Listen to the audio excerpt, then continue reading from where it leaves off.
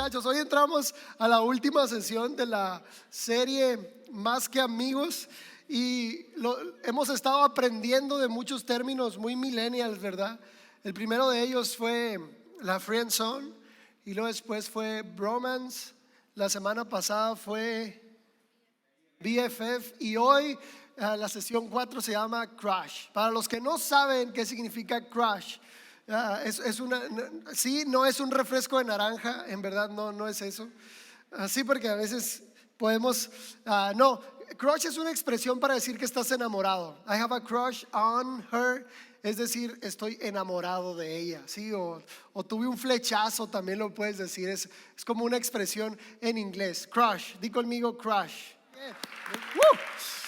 Bueno, cierro con la enseñanza, o sea, cierro la serie con esta enseñanza. Y a lo mejor cuando leemos el término crush, pareciera que voy a hablar de pareja, ¿no? O de enamoramiento de pareja, pero no es así. Voy a hablar de crush porque quiero hablarte del amor de Dios. Dios tiene un crush y ese eres tú. Tú eres el crush de Dios, o sea, si lo podemos decir de cierta manera. Dios está en verdad muy enamorado de las personas. Y el amor de Dios es tan perfecto que abarca y abraza a todo tipo de personas. El amor de Dios no es una recompensa, es un regalo. No debes ganártelo, Él te lo regala. El amor de Dios es así, es un regalo. Y quiero abrir la sesión con un verso que viene en Jeremías 31. El profeta Jeremías escribe así, dice: con amor eterno te he amado, por tanto te prolongué mi misericordia. Mira, Dios es un Dios perfecto, eso sí es cierto. Y Dios no se lleva con el pecado, eso es una realidad. La mentira, el odio, el rencor, la infidelidad, todo eso no se lleva con Dios. Pero es impresionante cómo Dios prolonga su misericordia por amor, cómo Dios perdona por amor, cómo la misericordia de Dios puede estar aún por encima de su verdad. Pero cuando hablamos de enamoramiento, tú sabes lo que produce el amor en el corazón de alguien. Yo te hablaba hace algunas sesiones de cómo el amor te controla a veces, cómo el amor te hace sumiso, cómo el amor te hace obediente. Y tú puedes decir, ¿cómo Dios puede estar viviendo una experiencia así? Y preguntarte esto: ¿Dios enamorado realmente? ¿Dios está enamorado? ¿Cómo es posible? O sea, un Dios que no necesita nada, porque eso es real. Dios no necesita nada para ser Dios. Nosotros venimos y le cantamos aquí, pero Él tiene alabanza y música en el lugar donde Él habita. Nosotros le ofrecemos cosas materiales, pero el cielo, hay un derroche de riqueza tremendo, hasta las calles son de oro. Entonces, ¿cómo es posible que Dios esté enamorado? Y todavía la pregunta, ¿no? ¿Y de quién enamorado? O sea, ¿de mí? O sea, dilo así como, ¿de mí? Ay. A ver, todos, así, tócatela así. Pero así tienes que hacerle así. Así de, ¿sí? A ver acá, así. ¿De mí? Cuando nos encontramos con un amor tan grande, con un ser que en verdad, como te lo decía ahorita, es tan admirable, tan perfecto, que no necesita nada, y acercarse a criaturas tan imperfectas, acercarse a criaturas que tal vez lo ofenden, acercarse a criaturas que tal vez le dan la espalda, que hablan mal de Él y que Él sigue amándolos, en verdad es algo impresionante. Tú y yo no podemos ponerle medida al amor de Dios. Es más, tú y yo no podemos amarlo con tanta intensidad como Él nos ama a nosotros. La fuerza del amor de Dios es impresionante. De hecho, Dios te amó antes de que tú nacieras. Dios dice la Biblia que desde antes te predestinó y que desde antes Él decidió amarte. Pero es ahí donde está la clave del amor. Él no pide que tú des algo para que Él te ame. Él decidió amarte. Y uno de los versos más famosos de la Biblia, Juan 3:16: de tal manera amó Dios al mundo que dio a su Hijo. Y cuando Juan dice de tal manera, es que está diciendo: no hay medida para el amor de Dios. No puedo decir la intensidad del amor de Dios. Hay otra parte de las cartas del apóstol Pablo que dice: ya no vivo yo, sino Cristo vive en mí, dice así, ¿no? Y lo dice: el cual me amó y se entregó a sí mismo por mí. O sea, cuando hablamos del amor de Dios, es algo indescriptible. Tú y yo no podemos ponerle ni medida, ni expresiones, ni números, porque el amor de Dios rebasa todo lo imaginable. De hecho, tú y yo somos el resultado del amor de Dios y de la misericordia de Dios. También hay otra parte de la Biblia que si no fuera por la misericordia de Dios, ya hubiésemos sido consumidos. ¿Estás escuchando esa palabra? Sí. Y hay veces que tenemos el concepto, y lo voy a decir así, no quiero ofender tu espiritualidad, pero sí quiero ofender tu intelectualidad un poco, ¿sale? Quiero desafiar tu intelectualidad, eso sí quiero. Mira, a veces tenemos a Dios como un tonto. A veces creemos que porque Dios ama con esa intensidad es falto de aptitudes. Pero Dios no es ciego a la realidad, a tu realidad. Dios no es ciego a lo que somos. Dios no se hace de la vista gorda. Dios no es un Dios barco. Él se da cuenta de lo que somos. Él se da cuenta de lo que hacemos. Pero Él decidió amarte. Y es ahí donde hallamos el carácter de Dios en su máxima expresión, porque dice por su misericordia, que su misericordia no es otra cosa que el amor inagotable de Dios. Hay otras versiones que dicen, en lugar de misericordia usan la expresión amor inagotable. No hemos sido ¿qué? Consumidos. ¿Y por qué habla de esta palabra? Porque yo creo que muchos de nosotros merecemos otra cosa de Dios y no su amor. Merecemos otra cosa de Dios y no su perdón. Todos nosotros merecemos otra cosa de Dios, pero Él decidió amarnos. Y mira, esta situación del conflicto interno en el corazón de Dios ha existido desde que creó al hombre. Si tú lees el Éxodo, por ejemplo, tú te das cuenta de todas las veces que los hijos de Dios se fueron tras los ídolos, que los hijos de Dios, sabiendo lo que Dios les había pedido, 10 mandamientos tan sencillos. Segundo mandamiento: no tendrás dioses ajenos delante de mí. Se iban tras otros dioses, adoraban a otros dioses, iban y hacían todo aquello que a Dios no le gustaba. Y es como que una naturaleza de los seres humanos, ¿no? Que cuando les dices no, ¿qué hacen?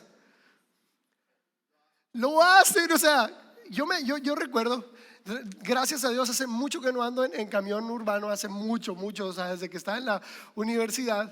Pero hace poco me tocó subirme a uno, no recuerdo dónde andábamos, creo que andábamos en Guadalajara, no me acuerdo.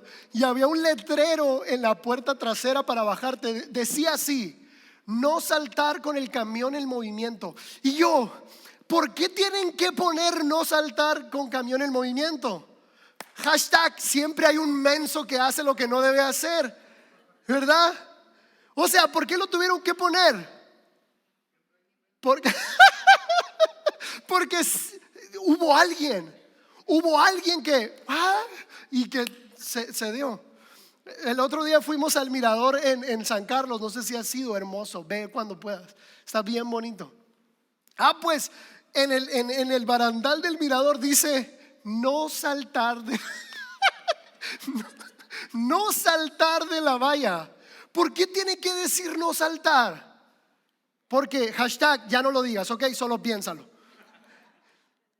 Porque siempre hay personas que aunque les dices que eso no les conviene, que aunque les dices que eso les hace mal, que aunque les dices que eso va a afectar su vida y su futuro, eso terminan haciendo. Y este conflicto ocurre en la palabra muchas veces. La mayoría de los profetas, si tú lees el Antiguo Testamento, le hablan al pueblo reprendiéndolo y diciéndolo: ¿por qué te alejaste de Dios? ¿Por qué si Dios ha sido tan bueno contigo haces esto? ¿Por qué si Dios te ha amado y te ha dado la vida y te llamó y te perdonó, sigues con este estilo de vida? ¿Por qué vas atrás de otros dioses? Pero uno de los ejemplos más magníficos que yo veo en la palabra de Dios es el ejemplo de Oseas. El profeta Oseas, yo no sé si tú conoces la historia, pero Dios le dice a Oseas, ve y de esposa a una prostituta. Ve y cásate con una prostituta. Y Oseas obedece, fíjate, y va y enamora a una prostituta, le pide que sea su esposa, se casa con él la ama, la perdona, la restaura, la mantiene, la hace parte de su familia, y a los años ella vuelve a su trabajo o vuelve a ser prostituta. Entonces Oseas queda sumamente dolido y lastimado por la situación. Y luego Dios va y le dice a Oseas: ve y conquístala otra vez y vuélvete a casar con ella. Yo le hubiera dicho a Dios: te saliste. No, o sea, ya, o sea, una cosa es enamórala y otra cosa es perdónala después de haber lo que hice por ella, Señor. Y Dios le dice: ve y hazlo. Y Oseas obedece y va y lo hace otra vez. Esta situación ocurre varias veces hasta que Oseas queda destrozado. Y Oseas tiene una conversación con Dios donde le dice: ¿por qué me haces hacer esto? ¿Por qué me pediste hacer esto? Y Dios le dice lo siguiente: porque yo quiero que te sientas como siente mi corazón con mi pueblo. No eran nada sin mí. Eran esclavos en Egipto. No tenían nada. Su vida le pertenecía a Faraón. Yo lo saqué de Egipto con mano poderosa. Y el capítulo 11 de Oseas empieza diciendo así: yo tomé a Israel desde que era niño, al pueblo de Israel. Desde que era niño lo tomé entre mis brazos, lo alimenté, lo eduqué, le enseñé a caminar. Pero cuando creció se apartó de mí. Pero cuando creció me dio la espalda y se le olvidó lo bueno que yo había sido con él. Y le dice: así como tú te sientes, Oseas, así me siento yo. Y de repente tú empiezas a leer en el capítulo 11 de Oseas un juicio que sale de la boca de Dios. Y empieza a decir: por cuanto tú te alejaste de mí. Fíjate, Dios no dice: yo te voy a destruir, o sea, porque quiero te voy a destruir. No, Dios siempre agota sus recursos para restaurar y amar al hombre y a la mujer. Pero llega el punto en que las acciones de una persona que ha decidido desobedecer a Dios son tan fuertes que Dios no puede hacer nada, porque tenemos el libre albedrío, que nosotros tenemos la facultad de decidir, y por lo tanto también recibimos consecuencias de eso. Y Israel le empieza a decir: ahora Babilonia va a ser tu dueño. Ahora fulanita nación va a venir y te va a atravesar con una espada. Y empieza a decir todo lo que le iba a pasar a Israel. Pero yo quiero llegar a la conclusión del capítulo 11 de Oseas, porque es aquí donde una vez más encontramos el carácter de Dios. Oseas 11:8, quiero que lo leas conmigo. Después de decir este juicio, Dios, fíjate el conflicto que empieza a tener él en su corazón, y dice: ¿cómo podré dejarte? ¿Cómo podré abandonarte? ¿Podré destruirte? Mi corazón se conmueve dentro de mí, se inflama toda mi compasión. Se ha revuelto mi corazón dentro de mí, y mis compasiones todas juntas están encendidas. Dios no es ciego,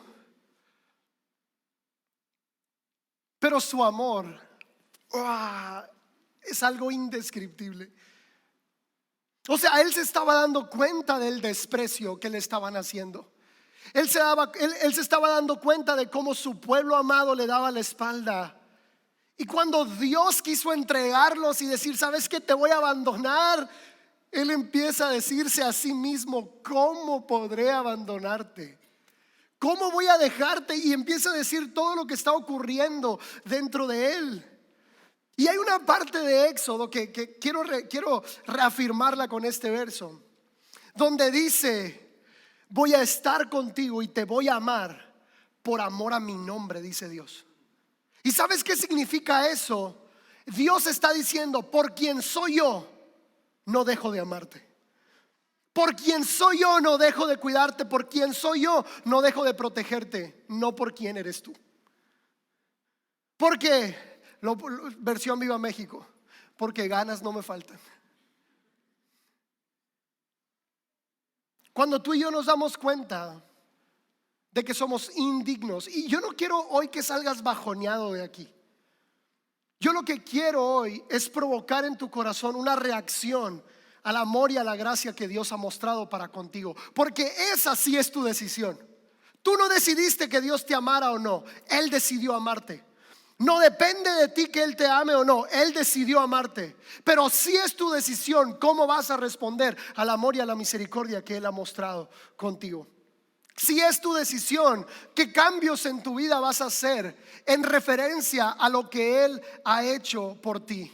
Porque su amor, la expresión más grande del amor de Dios sigue siendo el sacrificio de Cristo en la cruz. Teólogos e historiadores dicen que no ha habido una tortura más cruel en toda la historia humana como la que Cristo sufrió.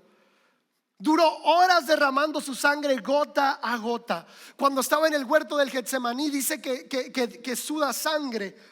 Y eso significa que todos los vasos sanguíneos de su cuerpo se rompieron. Y cuando los vasos sanguíneos de la piel se rompen, la piel se vuelve de 3 a 4 veces más sensible de lo normal. Es como cuando tienes un hematoma o un morete. Tu piel se vuelve más sensible y entonces el cuerpo de Jesús se volvió 3 veces más sensible al tacto, al dolor y a los golpes antes de que empezara su tortura. Hay mucha gente que dice, si Jesús era Dios y Él pudo haber inhibido su sistema nervioso para que no sintiera nada. Contrario a eso, Jesús hizo su cuerpo sumamente mucho más sensible de lo normal. Dice la Biblia que arrancaban el cabello de su cara, los cabellos de su barba, los vellos de su barba, que empezaron a escupirlo en la cara, a golpearlo, que Pilato lo mandó a azotar al grado de que destrozaron su cuerpo con látigos que tenían metales incrustados. Isaías tiene una visión del sacrificio de Cristo y dice: contar puedo cada uno de sus huesos, porque su piel estaba tan desbaratada y su piel estaba tan expuesta que podías ver sus huesos. El sacrificio fue tan cruel que cuando alguien era colgado en una cruz, le tenían que romper las rodillas para que murieran. Y a Jesús no necesitaron romper las rodillas para morir por la tortura tan cruel que Él había sufrido. Cuando le dieron vinagre para inhibir su dolor, Él lo rechazó porque Él tenía que dar el sacrificio perfecto. Si lo tenía que entregar todo, lo iba a entregar todo. Si tenía que dolerle, le iba a doler todo lo que le tenía que doler, porque el sacrificio debía de ser perfecto para rescatarnos a ti y a mí. El sacrificio debía ser perfecto para que no hubiera una cláusula que Él no cubriera y que no hubiera una parte de su gracia que no cubriera tu desgracia. Él lo dio todo por amor. Y te lo decía, teólogos dicen que solamente el amor puede llevar a alguien a morir de esa manera. Porque la ambición de poder no te lleva a un sacrificio así. La ambición de ser amado tampoco te lleva a hacer eso. No hay ningún otro deseo sino el amor que tú le tienes a alguien, el que te lleva a hacer algo así. Y yo puedo, cuando veo el sacrificio en la cruz, puedo decir que Dios tiene maneras muy locas de amarnos. Y en toda la Biblia tú puedes ver las locuras de un Dios enamorado. ¿Tú sabías que hay cientos de expresiones de amor en la Biblia, pero que la mayoría de ellas son de Dios para nosotros? ¿Sabes que muy pocas veces en la Biblia alguien dice Dios te amo? ¿Sí sabías eso? Que la mayoría de las veces es Dios hablando bien de nosotros, Dios amándonos a nosotros, Dios diciendo cosas buenas de nosotros. Y eso para mí es fascinante. Porque otra vez, cuando una persona tiene un verdadero encuentro con el amor de Dios, su vida cambia.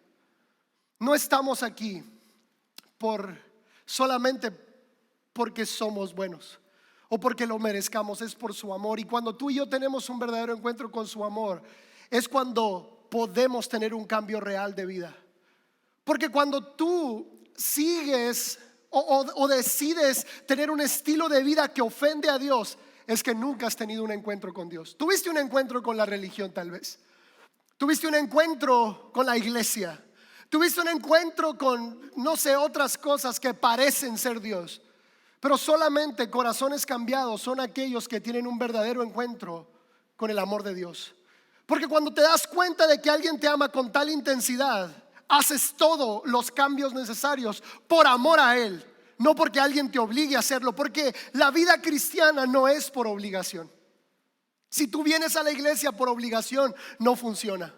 Si tú te vas a guardar de ciertas cosas que sabes que te hacen daño solamente por obligación o por temor al infierno o por lo que sea y no por amor, las cosas no van a funcionar. Solamente las cosas funcionan cuando tú respondes al amor de Dios con la intensidad más fuerte de tu corazón. Por eso tú vas y lees el mandamiento más importante de la Biblia. ¿Y cuál es? ¿Obedecerás al Señor tu Dios? ¿Te someterás al Señor tu Dios? ¿Guardarás? No, ¿qué dice? Amarás al Señor tu Dios. Porque Él sabe que el cambio de vida tiene que ver con el amor que tú le tengas y no con las ganas que tengas de obedecerlo o no. Porque a veces vas a tener ganas de obedecer y a veces no. Pero cuando estás verdaderamente enamorado, el amor de Cristo te controla. Cuando estás verdaderamente enamorado, tu vida cambia, tu manera de hablar cambia, tu manera de actuar cambia, porque dices, voy a dejar de hacer esto, no porque la iglesia lo dice, no porque el pastor lo dice, no porque mi familia lo dice, sino porque estoy enamorado de Cristo Jesús. Es porque lo amo a Él, porque Él me amó primero a mí. Y no hay otra manera de cambiarlo. Y cuando yo te hablo de crush, cuando puedo resaltar esta palabra, un enamoramiento profundo, Dios lo tiene por nosotros. Quiero contarte una historia que está en la Biblia.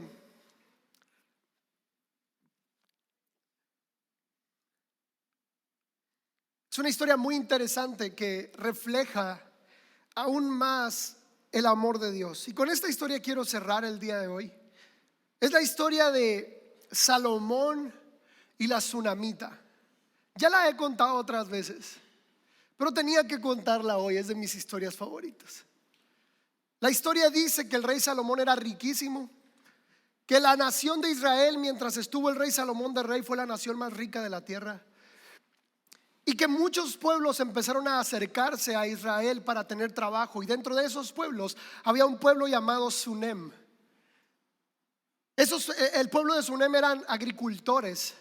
Entonces el rey Salomón los deja entrar a Israel a trabajar en los viñedos del rey, a trabajar en los viñedos del reino. Y dice la historia que una vez Salomón estaba paseando por sus jardines y se encuentra con una mujer de Sunem que la Biblia le llama la tsunamita. La Biblia la describe como una mujer áspera, como una mujer tostada por el sol. Muchos historiadores dicen que era como africana, así como muy morenita. Y dice que tenía manos muy ásperas. Era mujer de campo. O sea, era una mujer bronca, no sé cómo explicarlo, una mujer pobre. Y cuando el rey Salomón camina por los viñedos, dice que la ve e inmediatamente se enamora de ella. Ahí sí que Salomón tuvo un crush con la tsunamita. Se enamora de ella y dice la historia que Salomón va y se acerca y que ella rápido se agacha y se hinca delante del rey y le dice: hermosa paloma mía, déjame ver tus ojos. Y la tsunamita se siente como si el rey se estuviera burlando de ella. Y yo me imagino a la tsunamita pensando: ¿qué no me ve? ¿Que no ve que estoy sucia? ¿Que no ve que tengo manos ásperas? Porque Cantares sí lo dice: mírame cómo soy. Y ella se siente como que el rey se está burlando de ella. La historia dice que el rey lo intenta una vez más e intenta acercarse a ella, pero ella lo rechaza rotundamente. Y el rey idea un plan. Y este plan es formidable porque el rey empieza a salir por las noches vestido de pastor a visitar a la tsunamita. El rey se quita su traje real y el rey se viste de pastor para salir por las noches a verla. Empieza a visitarla, empieza a enamorarla, pero ella se empieza a dar cuenta que él era diferente, porque dice: mi rey tiene manos muy delicadas, dice. O sea, mi pastor dice, perdón, mi pastor dice, mi amado tiene manos muy delicadas. No tiene manos de pastor, dice. No tiene, pues imagínate, yo creo que ella las tenía muy rasposas y él las ha de haber tenido finas. Y luego dice: mi amado, mi pastor huele a sándalo. Y los pastores no huelen a sándalo, huelen a oveja. Sí, la historia también cuenta que la tsunamita y el rey Salomón que en ese caso era un pastorcillo, tenían un lugar secreto en donde se veían, porque los hermanos de la tsunamita la maltrataban. Los hermanos de la tsunamita la hacían trabajar mucho más por ser mujer. Los hermanos de la tsunamita aún la golpeaban y la obligaban a trabajar, y ellos no trabajaban. Y Salomón veía todo eso lleno de impotencia porque era el rey, pero no quería descubrir su posición porque quería enamorarla. Y él soportaba el dolor de ella por amarla, por estar con ella. Y se veían en un lugar secreto, y dice que ella ponía flores y aromas. Y bueno, es una historia muy romántica, en verdad muy romántica.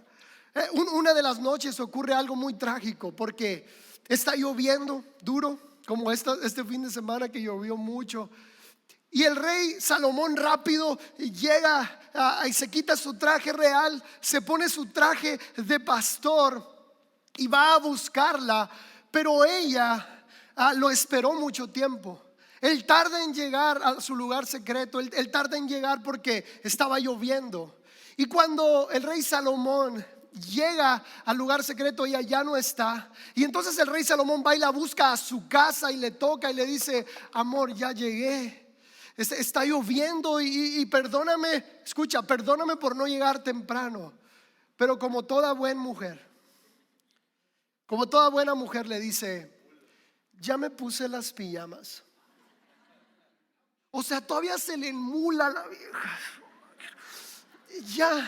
Ya me puse las pijamas y ya estoy en cama. O sea, enojada porque llegó tarde. Y el rey Salomón le contesta: mi cabeza está empapada de rocío. Le dice, no, realmente estaba lloviendo duro. Y luego dice la historia que Salomón intenta abrir y forzar la puerta para entrar, pero no puede. Fuerza la puerta para entrar y no puede. Entonces Salomón se va triste. Y la tsunamita como que recapacita. Ojalá esa fuera la historia de muchas mujeres de aquí. Recapacita y sale así en pijamas a buscarlo en medio de la noche. Y como la tsunamita era una esclava del pueblo de Israel, dice la Biblia que los guardias de la ciudad la golpean, le quitan lo que tenía, la maltratan y la regresan a su casa. Y de ahí viene una parte de Cantares que dice: ¿han visto a mi amado? ¿Han visto al que ama a mi alma? Lo han visto por las calles, porque ella lo buscaba. Ella lo buscaba en medio de todos los pastores. Después de esta escena, después de que Salomón se siente despreciado y que no le abren la puerta, Salomón deja de buscarla. Y ella empieza a buscarla, va a los rebaños y les dice: es que un pastor así como bien guapo, como güerito, así como con un copetito así, ¿no lo has visto? Con manos delicadas, que huele a sándalo, ¿no lo has visto? Y la tsunamita no lo encuentra. Y dura mucho tiempo buscándolo, porque dice, hay una parte de Cantares que me encanta, que dice: yo puedo escuchar a mi amado cuando viene desde lejos, saltando entre los collados. Y yo me imagino a Salomón vestido de pastor, bien contento de ir a ver a su amada, y que desde lejos le cantaba una canción. O tal vez tenía un chiflido, no lo sé pues, pero ella lo podía escuchar, y ella dejó de escuchar eso. Lo hermoso de la historia no es que el rey Salomón se haya enojado y se haya ido. Lo hermoso de la historia es que un día el carruaje real llega a la choza de la tsunamita. Se destiende una alfombra roja, se bajan unos trompetistas y anuncian al rey. Salomón se baja del carruaje real. La tsunamita y sus hermanos salen de la choza, se inclinan ante el rey. El rey camina hacia la tsunamita y le dice las mismas palabras: mi amada, mi paloma. En ese momento la tsunamita reconoce la voz de su pastorcito. Reconoce la voz de aquel pastor que la enamoró, no siendo el rey, porque Salomón la conquistó por su corazón y no por su posición. Muchos se dejan deslumbrar tal vez por la posición de Cristo Jesús. Y dicen, wow, él es un rey, pero él enamora por su corazón y no por su posición. Él no quiere seguidores nada más por conveniencia, él quiere seguidores por amor. Dice la historia que ella reconoce la voz de su rey, voltea y lo ve vestido de rey, lo ve con toda su majestad y su realeza, y él la toma, la levanta y se la lleva al palacio con ella. Quiero leerte dos versos que hablan del amor que la tsunamita y Salomón se tenían. El primero viene en Cantares 4:9 y dice: prendiste mi corazón, mi tesoro, amada mía. Has apresado mi corazón con tus ojos. Cuán hermosos son tus amores, amada mía. Cuánto mejor es que el vino y el olor de tus ungüentos, que todas las especias aromáticas. El vato estaba enamorado, pero él fue capaz de dejarlo todo por enamorarla. Y te voy a leer otro verso que podría sonar algo raro, pero manifiesta una de las esencias de Dios más increíbles. Cantares 6 del 8 al 9 dice: estas son las mujeres que Salomón tenía, Dice: 60 son las reinas y 80 las concubinas, y las doncellas sin número, mas una es la paloma mía, la perfecta mía. Salomón no andaba buscando a la tsunamita porque le hiciera falta una mujer, porque le hiciera falta el cariño de una persona. Salomón buscó y enamoró a la tsunamita porque decidió amarla. ¿Y qué puedo sacar de este verso del carácter de Dios? Es eso mismo. Dios tiene ángeles que le cantan de día y de noche. Dios tiene comodidades, adoración, perfección. Todo lo que tú y yo le ofrecemos, Él lo tiene mucho mejor en el cielo. Él puede decir que Dios tenía para escoger, Dios tenía para elegir. Él no nos buscó porque Él necesitara algo. Sus recursos son inagotables, pero Él decidió amarnos. Él decidió hacerse un pastor. Él decidió humillarse a sí mismo por amor a nosotros. Quiero leerte Filipenses 2 del 6 al 8 y dice así: aunque Jesús era Dios, no consideró que el ser igual a Dios fuera algo a lo cual aferrarse.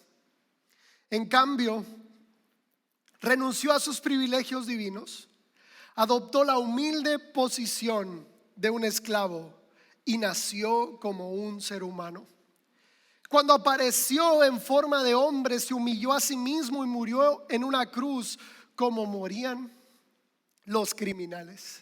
Este verso que te acabo de leer es la historia de Salomón y la tsunamita resumido en un solo verso. Él era el rey y se despojó a sí mismo. A él nadie lo obligó, nadie lo despojó de su lugar, nadie lo despojó de su comodidad. Él se despojó a sí mismo, renunció a sus privilegios divinos, adoptó la humilde posición de un siervo. Y no solamente eso, sino que cuando fue hombre, fue obediente hasta la muerte y muerte de cruz, por amor a nosotros. Él fue capaz de hacer cualquier cosa por ti, por amarte. La pregunta no es esa, la pregunta es: ¿qué vas a ser capaz de hacer tú por amarlo a Él? ¿Qué vas a ser capaz de cambiar en tu vida? ¿Qué privilegios debes dejar a un lado? ¿Qué posición debes dejar a un lado por amarlo a Él? ¿Qué amigos debes dejar por amarlo a Él? Porque a veces preferimos darle la espalda a Jesús por conservar 2, 3 amigos. Preferimos darle la espalda a Jesús por conservar un trabajo que sabemos que nos hace mal. Preferimos otras cosas. Pero hay una parte donde el apóstol Pablo dice: yo soy fariseo de fariseos, doctor de la ley y ciudadano romano. Y dice: pero lo he dejado todo a fin de ganar a Cristo Jesús. Lo he entregado todo a fin de ganar a Cristo Jesús. Y la pregunta sigue siendo la misma: ¿cómo vas a responder tú al amor de Dios? Porque de esa pregunta depende todo. De esa pregunta depende tu vida entera. Mira, el amor de Dios es un regalo y la salvación también es un regalo. Él no te pide nada por salvarte, es un regalo, no es una recompensa. pero vivir una relación íntima con Dios, de amor verdadero, esa sí es una recompensa. Esa es la recompensa de que tú respondas a su amor, de que tú seas capaz de dejarlo todo por amor a Él, así como Él fue capaz de dejarlo todo por amor a ti. Y te leo un último verso, 1 Juan 4:19 dice: nosotros lo amamos a Él porque Él nos amó primero. No es por otra razón. Tú y yo no teníamos oportunidad de amarlo. Tú y yo no teníamos oportunidad ni siquiera de acercarnos. Estábamos tan llenos de pecado. Estábamos tan llenos de imperfecciones, tan llenos de cosas que no se llevan con Dios, que no éramos aceptos delante de su presencia, no nos dejarían entrar. Pero por su amor Él nos limpió, nos hizo dignos, nos hizo sentar, dice la Biblia, en lugares celestiales. O sea, nos puso un lugar en su mesa. Y ahora tú y yo podemos amarlo porque Él nos amó primero. Solamente por eso. Cierra tus ojos ahí donde estás.